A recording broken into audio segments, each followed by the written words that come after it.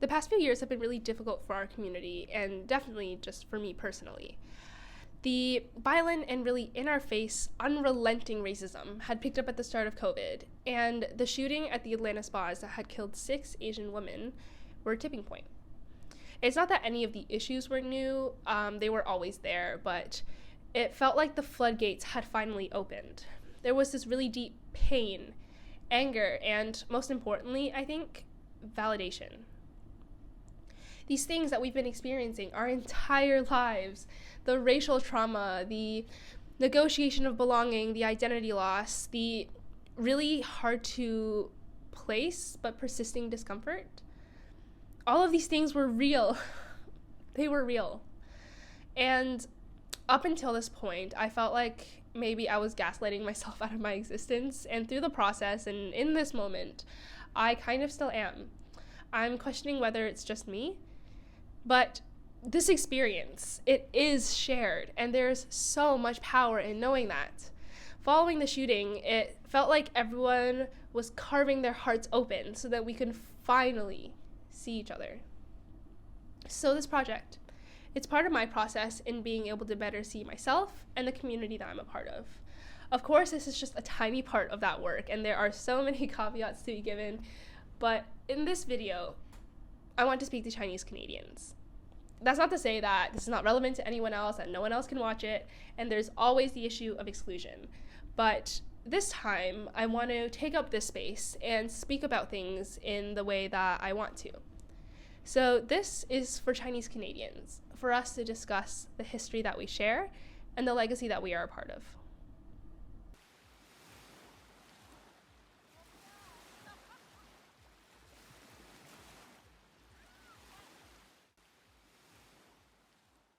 So now let's do a little bit of an introduction. My name is Inez Chen, and I grew up in Markham, although kind of in Beijing as well, but my family is actually from Guangdong. And I'm in my 4th year of university. I'm currently studying outside of Canada, and for the past 6 months, I've been learning a lot about Chinese Canadian history, and it's helped cement this element of my belonging, which is kind of cool.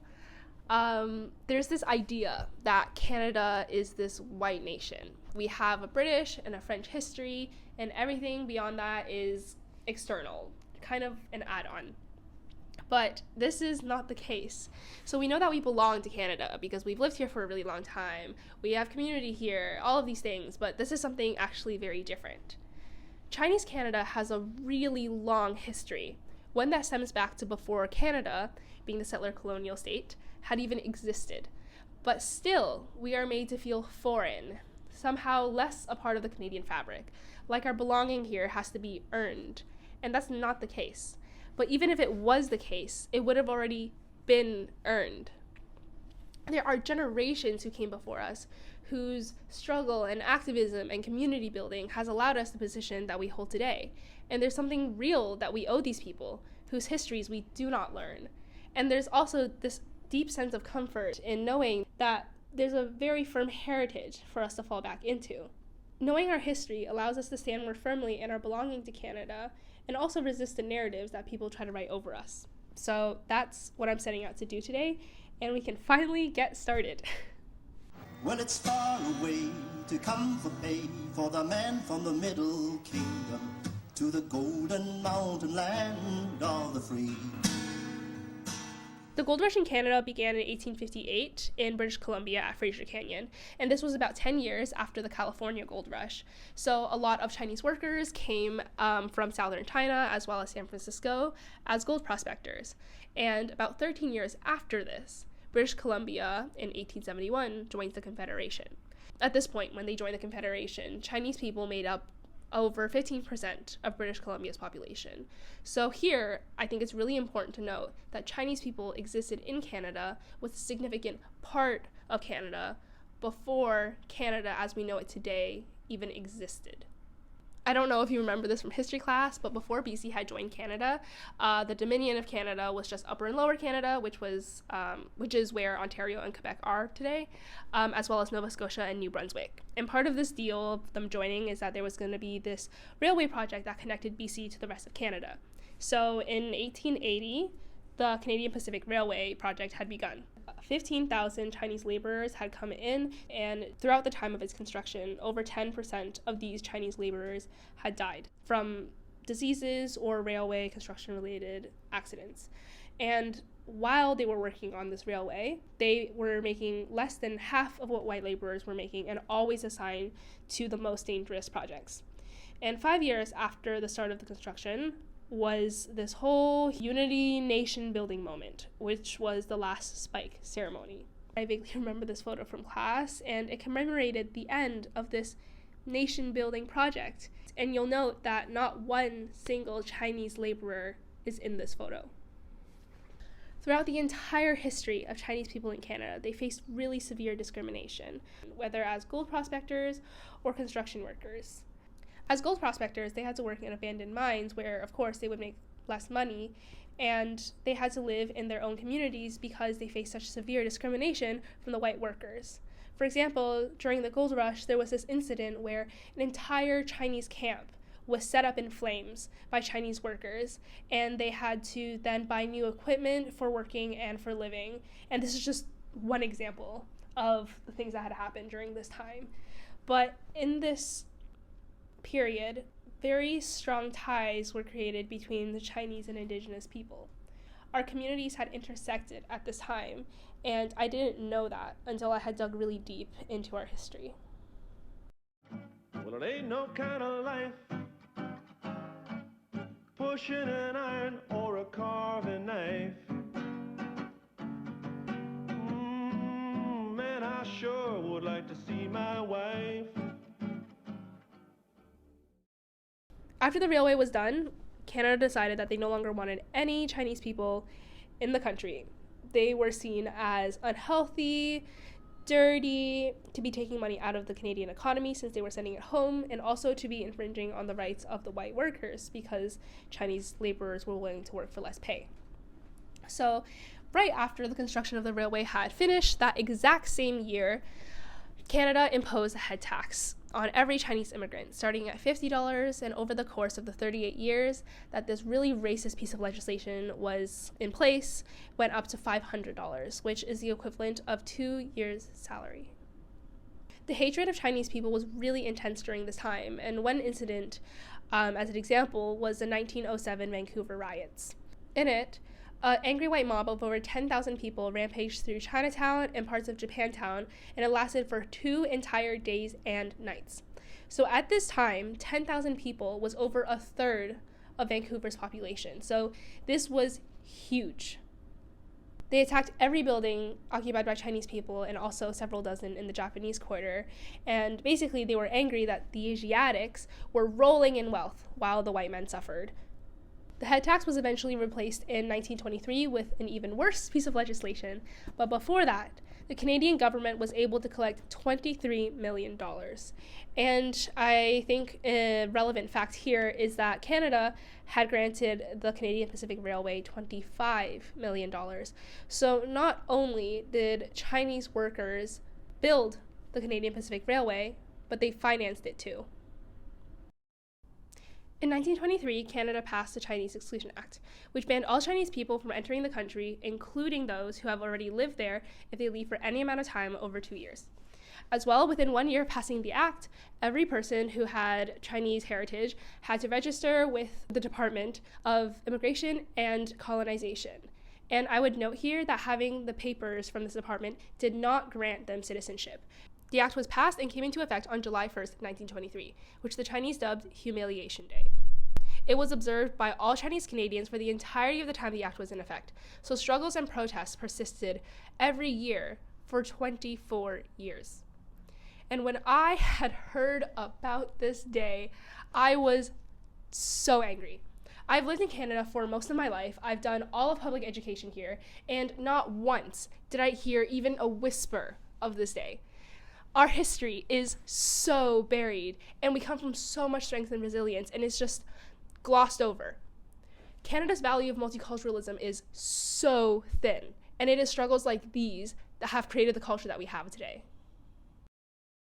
The Exclusion Era, which spanned across the Head Tax and Exclusion Act, was an intensely lonely time. There were bachelor societies in Canada with men separated from their wives and children who lived in China, and the work was really grueling with very little downtime. I'm not sure if this is generalizable to all Chinese communities across Canada, but in my research of this time, I read William Deere's book. His family lived in Montreal, Chinatown, and he's a third-generation Chinese Canadian. Both of his father and grandfather were Gold Mountain men, which means they were gold prospectors, and their family lived in Montreal's Chinatown, so this is kind of where most of my understanding of this time came from. So there, most people operated hand laundries, and it was really grueling work, and they had to work every single day with only the second half of Sundays off, during which time men would head into Chinatown to read Chinese newspapers and get all the supplies that they need for the week. And for men who lived alone, this was the only meal of the week that they ate with companions. In these Chinatowns, there was a really developed sense of kinship and community. They had community centers and classes, and people had helped each other write letters home. A lot of people were part of family clans or associations who had their own credit unions. And I just really want to emphasize that community was really well established and very organized at this time, with supports in place for everyone that had lived there. This was necessary because of the conditions and the context that they had to live in at the time. So it's really tricky because I can try to explain what it is like and what it was like for them to have lived during this time, but it's really hard for us to conceptualize. It'll feel far away, kind of removed from us, and I think the only way to actually get an understanding is to dive into this and to read about other people's narratives and listen to interviews given by descendants from head tax survivors and all of these things. So I encourage you to do that. But here I will give two excerpts by in William Deere's book, and hopefully that gives kind of like a peek into this time. My father never told me about this period in his life. He preferred to tell me things that were joyful. I think in his mind it would be too sad, painful, and humiliating to talk to your son about such a lonely time in your life. The little I know is from my mother, through the letters she received from him.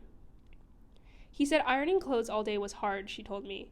He had to collect clothes in the winter like a beggar, walking miles and miles to pick up a bundle of dirty laundry and walk back the same distance to deliver the clean packages, and collected only 50 cents.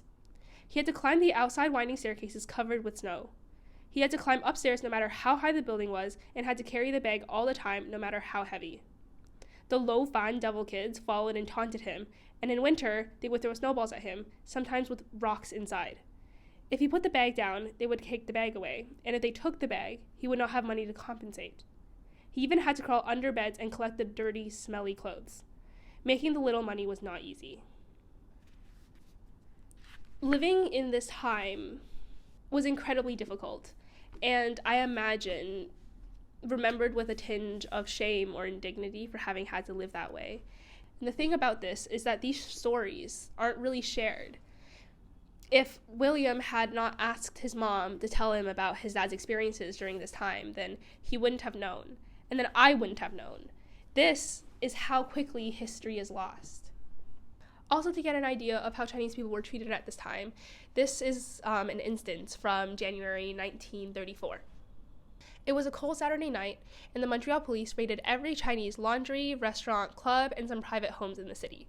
And out of the hundreds of locations they searched, only 11 people were arrested. This was the kind of stuff the press largely covered, and it also gives an idea in the way that Chinese people were seen and treated during this time. Now, before we get to the end of the exclusion era and the end of the Second World War, which brought us a lot of minority rights, I want to talk about this moment in Chinese Canadian history and Chinese Canadian agency that I think often gets overshadowed by the work of veterans, who, of course, are also very important. Chinese Canadians actually couldn't participate in the military service until 1944, so most of them had experienced the war as workers.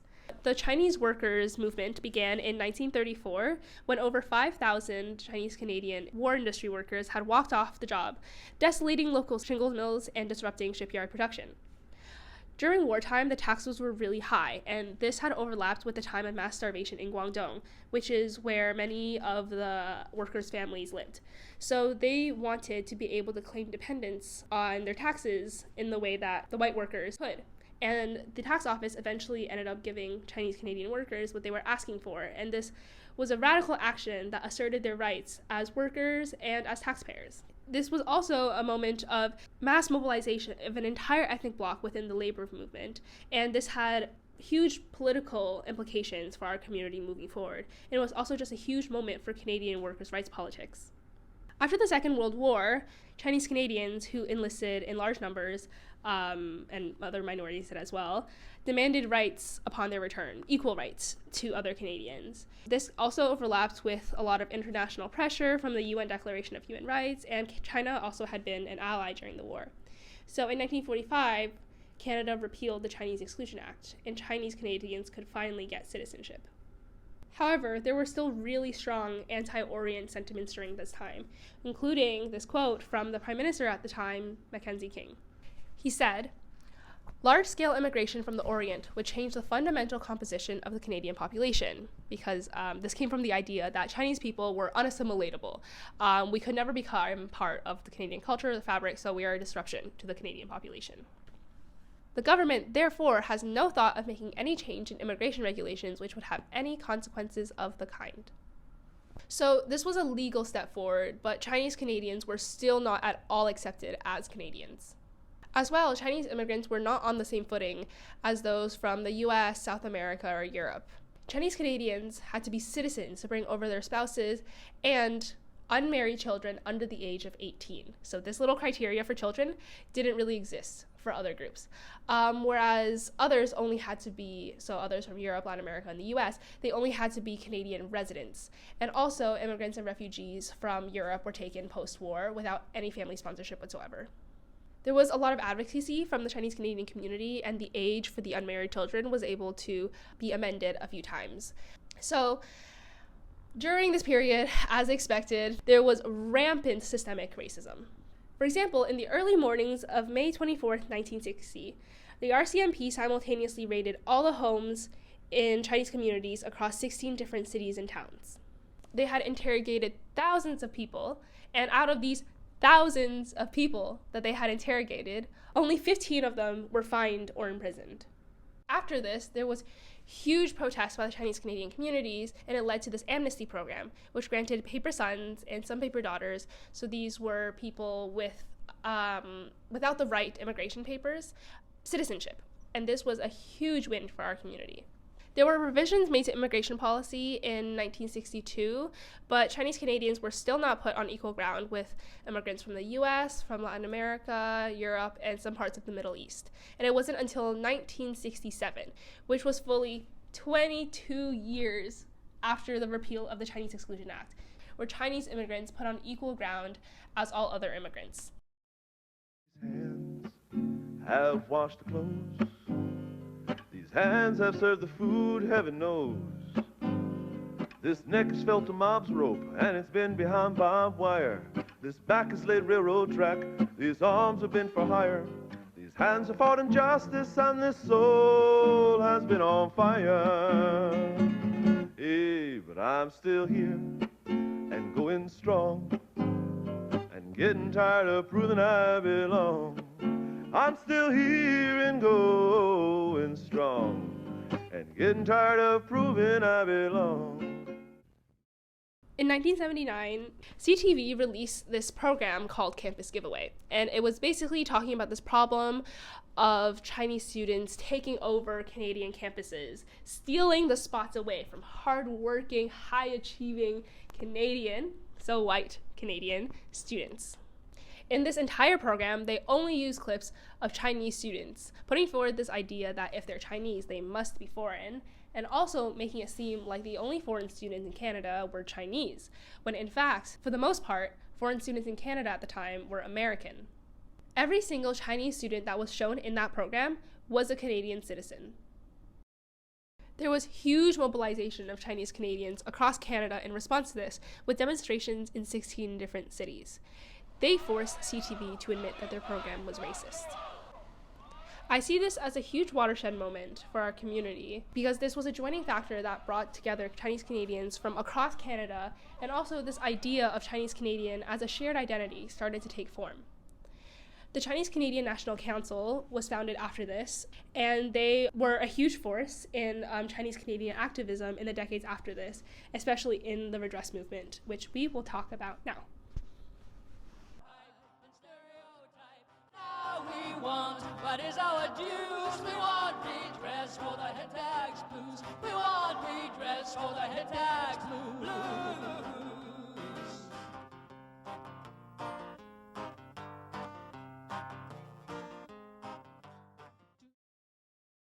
In 1987, the U.S. Congress offered redress payments for every Japanese American incarcerated during World War II. Japanese Canadians had been campaigning for redress for over 10 years, and this really helped push the momentum forward, and the following year, the Canadian government also settled with them. This was a huge momentum-building moment for the Chinese-Canadian redress movement, but also the redress was much more expensive than the Canadian government had anticipated, so it also caused a lot of hesitancy during our redress movement. The fight for Chinese-Canadian redress was basically for the government to recognize and compensate for what they had put Chinese Canadians through during the exclusion era. And this was a 3 decades long process. I'm not going to provide a detailed reconstruction of this entire movement, so what I say now won't at all do justice to the resilience and the persistence that was required to do this work. But it was an incredibly taxing and arduous process that included not just younger activists, but also head taxpayers and other elders in the community. It went through a lot of prime ministers and governments, and there were also a lot of disagreements from within the community. I think a lot of the dynamics of lateral violence within our community today was on display back then, too. Some people wanted individual compensation for the head taxpayers, and others wanted individual compensation for the victims and their descendants, and then some others wanted community compensation, and there are a myriad of other things people were calling for, but I'm going to leave it at those main options. And to give you a peek into what this movement, what this process was like, I want to read some excerpts from William Deer's book.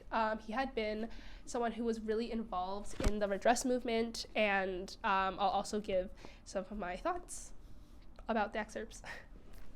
In 1991, the 100-member Chinese-Canadian War Veterans Association voted by a slim majority to reject the concept of any individual compensation for the victims.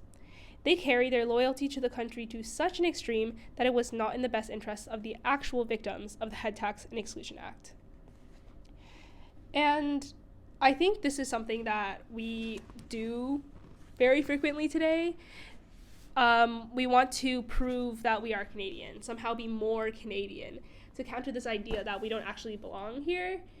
But how much of ourselves and our community do we sacrifice in that process, in that attempt? Like here, it's very obvious they sacrifice the Head Tax and Exclusion Act victims, but for us, it's much more subtle and hard to pinpoint, and I wonder how much of ourselves that we lose in this process. Okay, back to the book. There were a handful of common objections to redress heard within and outside the Chinese community. Head tax claimants were motivated by self-interest and greed. The Chinese immigrants paid the head tax willingly, and now their families were successfully benefiting from Canadian society. The government had a legal right to restrict the Chinese immigration to Canada and did not have the money or legal duty to redress the wrongs from the past century. And this got me. I can't even imagine the amount of erasure, of gaslighting, of minimizing that happened during this time. These people had to experience this dehumanizing thing, and now they're being told that they're being greedy, that they should be grateful for everything that Canada has done for them, which, to be clear, was to reduce their rights below what possibly could have been acceptable, and they forced them to accept it. And now, these people should be benevolent. They should fight for the community, as if the community is owed an apology more than them, as if their pain meant nothing. These people, who are not head tax survivors and are not descended from head taxpayers, want to use the pain of these generations before them to get resources for the community. And there were also some organizations who were tied to the past generations, were tied to the family clans and associations, who also held this view. And I think this is a problem that we still struggle with today. There's this need to always be centering those after us. We need to be doing something greater. And that's all well and good. But if you're experiencing discrimination, you have every right to demand something just for yourself. Just you experiencing something, changes that will help and protect and advocate for just you, are completely deserved. In 2008, which actually was the year after my family had immigrated to Canada, Prime Minister Stephen Harper offered an official state apology as well as financial compensation to all surviving head taxpayers as well as their living spouses. On behalf of the people and government of Canada, we offer a full apology to Chinese Canadians for the head tax and express our deepest sorrow for the subsequent exclusion of Chinese immigrants. Gana Dai Dohi. The descendants were not included in the settlement, so for a lot of people, the redress movement is not complete. It's still ongoing, open-ended, and waiting to pick up more momentum. We have outlasted the Trudeau government, the Mulroney government, the Chrétien government, the short ones of Turner, Campbell, and Martin. Do you believe we cannot outlast the Stephen Harper government who has shut the door on us? Throughout this 3 decades long process, a lot of head taxpayers had passed away.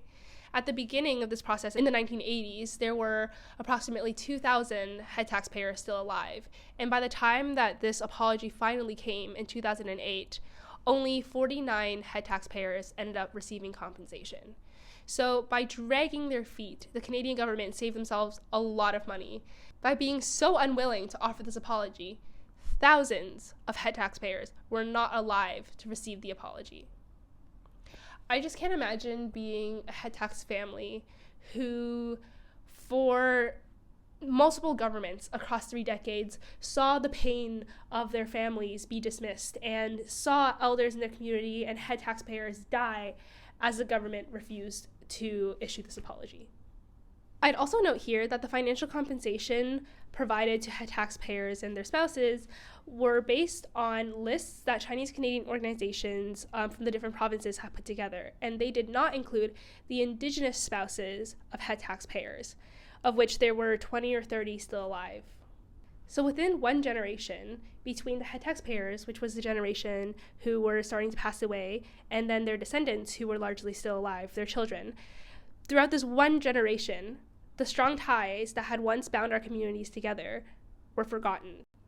In the end, the government dished out $15.7 million for this redress, which doesn't even meet the symbolic payment of $23 million, which is the amount they collected in head tax. And of course, this would be worth much, much more now, over a century later. So even in the official state apology, Canada reaffirmed that they can and do, in fact, profit off of racism.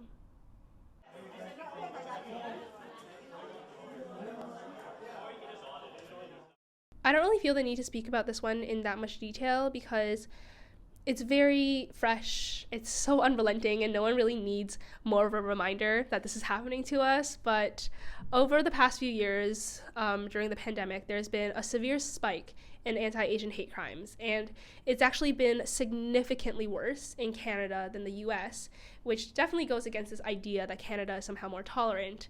But also, it's kind of odd given that a lot of the media around this, even that we consume, and the statistics and the resources that come out are based in the US, when in fact in Canada the issue is much worse and also just a little bit different. We say anti-Asian hate crimes, and I think we probably kind of borrow this terminology from the States, but it's mostly East Asians that are targeted. This overlaps with a new phase in Chinese Canadian stereotyping, in which this group that used to be seen as dirty, unhealthy, corrupt, this immigrant underclass, suddenly now are seen as elites who are dripping in wealth. And this also overlaps with the worsening housing crisis in Canada, and all of these things combined together has created this new type of violence and anger towards our community.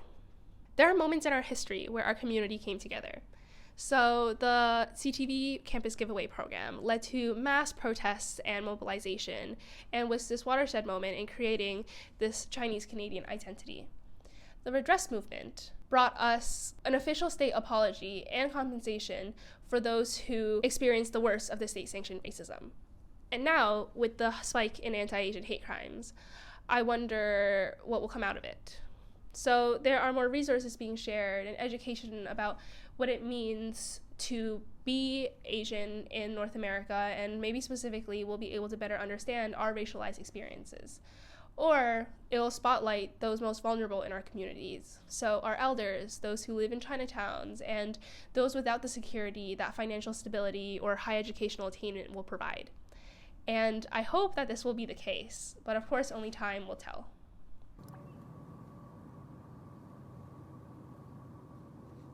Okay, team, we've made it through over 160 something years of our history, and now we are at the conclusion. So over the past few months, in the process of me putting together this project and this video, I've been able to learn a lot about our past, but also develop this firm standing in Canada that I didn't really think was possible before. And I've always been in between identities. I still am, but specifically in terms of nationalities. I'm kind of Chinese, I'm kind of Canadian, and I'm definitely enough of both to be accepted by neither. And this whole in-betweenish spiel, it's very overdone, I know. But the point is, I finally have this thing that's completely mine. I'm fully Chinese Canadian, and it's not an identity without roots. I have this heritage that I belong to, and I'm a part of this continuing legacy. In this video, I offered you one interpretation of our history, and I included the bits that I felt were important, and I told them in a way that I felt like were appropriate. But no telling of history will ever be neutral or complete. And in this case, I didn't really even set out to be. I hope that what I've talked about gives you a sense of the deep roots that we are connected to, and also a really sincere appreciation for those who came before us. But I also urge you to undergo this exploration for yourself, to dive into our history and to derive whatever sense of comfort or belonging or whatever else that you find meaningful to you. To end off, in this book that I keep citing, it's really good, you should read it. And you should also check out the things I link in the description.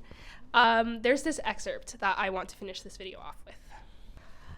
I wondered then, and I still wonder today, whether the experience of my parents' generation will have any meaning for the new generation. And my response here is, it must. It has to.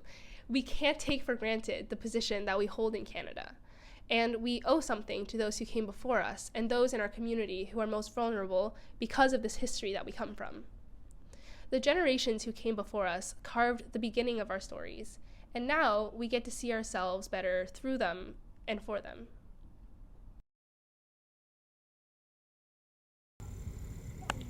This project was something I've worked on for almost 2 years, so in that way it is mine, but I drew inspiration and research and power from these people that have done work in this space for, like the decades before me.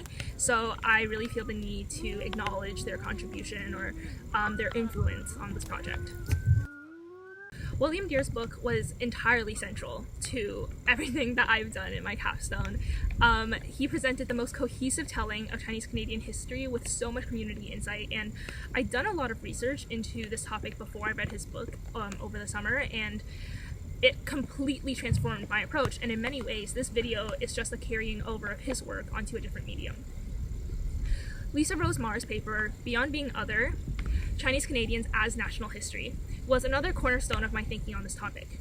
She presented a view of the exclusion era that was completely different than the other authors I had read, and her focus on Chinese resistance and activism as it relates to Canada was hugely influential and guided the way that I chose to frame and to narrate our history. Si Chao Tian was a community activist and was a part of the fight for head tax redress and remained very involved in the Vancouver and Chinese Canadian community afterwards. And I had just found out that he passed away a few months ago in September, and he was a community media producer, and his channels host the most extensive Chinese Canadian video archive that I've been able to find, and I think that's a very significant contribution to leave behind. There are of course many other scholars, writers, activists, and loads of other resources I leaned on to complete this project. In the description, I've linked a fully cited transcript if you'd like to look into my sources, and honestly, I encourage you to. I made choices in the way that I presented things, and they might not align with how you would have interpreted them, so please look into the description. I spent a lot of time putting it all together, and I think that it's really valuable to engage with. The words that I have used in this video are also not entirely mine. They're pulled from the nuanced works that wrote Chinese Canadians into the academic and the public spaces, and I was careful to lean more heavily on writing from Chinese diaspora authors and scholars, informing my understanding of this history and experience, and without them, there's no way I could have done something like this. I already struggled so much working on this, feeling like the academic space wasn't that large, so it must have been so much harder for them to pave this path that I was able to access. So I think they're very cool. Thank you so much for choosing to watch and kind of engage with this project of mine. Chinese Canadian history is Canadian history. Canadian identity as a white nation is constructed. It is not an extension of our actual history, and I'd highlight that here I talk about Canada as a valid nation. I only interact with Canada as a settler colonial nation, but it is only a teeny tiny part of the history of this land that we are definitely guests on. Thank you so much for watching. Bye!